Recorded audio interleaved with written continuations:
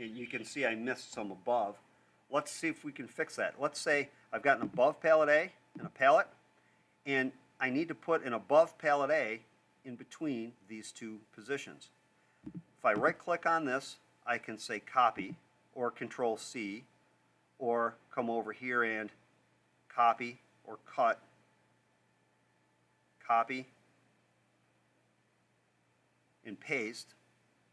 So I've copied that, and if I come to here, right click, I think it's above, right click and say paste, I've pasted that right in there. Same thing here. If I want above pallet B to be here and then again down here, let's try it over here. I can copy it, click on the position above it, and then paste it. Let's try that again and see how it looks.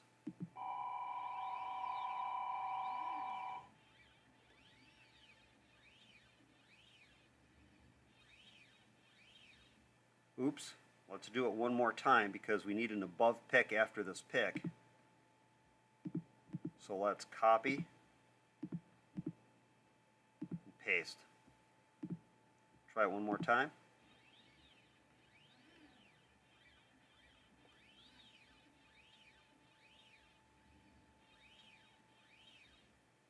There we go.